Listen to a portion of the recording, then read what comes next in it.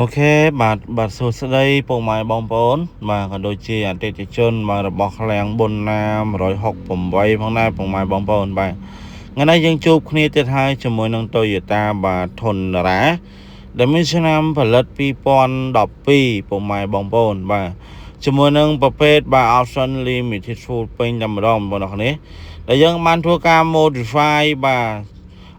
មុខឆ្នាំ2021ជូនពុកម៉ែបងប្អូនរួចជាស្រេចតែម្ដងណាបាទហើយជាមួយនឹងការលេងបាទការ design លេងហ្គេមកង់បាទក៏ដូចជាយ៉ាន់នៃសបកក្រោយមកអែមជូនពុកម៉ែបងប្អូនតែម្ដងបាទទាំងស្តុបខ្មៅបាទហើយចំពោះការធានាវិញក៏យើងធានាប្រោតសំខាន់ជាងគេទៅលើផ្នែកគុណភាពជូនពុកម៉ែបងប្អូនបាទធានាអត់បុកអត់កាត់តអត់ដូរពណ៌អត់ច្រេះអត់ពុកអត់ជើងសាខ្យងហើយប្រោតសំខាន់ជាងគេហ្នឹងគឺទៅលើគុណភាពជាលំដាប់មេឡាន Grade A តែម្ដងពុកម៉ែបងប្អូនទាំងគ្នាបាទនេះជើងក៏មកពីបងប្អូនធានាសាក់ស៊ីធានាសាច់ខ្សៅខ្យងនៅសនំស៊ីន original តែម្ដងបងប្អូនណាបាទពុកម៉ែបងប្អូនមានចម្រោមអីអាចចំណាយតំណមកបានឬគេបុកឆាតទៅពេកបាន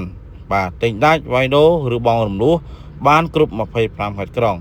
ចង់បានរថយន្តដែលមានគុណភាពខ្ពស់កុំភ្លេចជាមួយនឹងឃ្លាំងបុណ្យណា168ផងដែរបាទអរគុណច្រើនហែងៗដល់គ្នាបាទ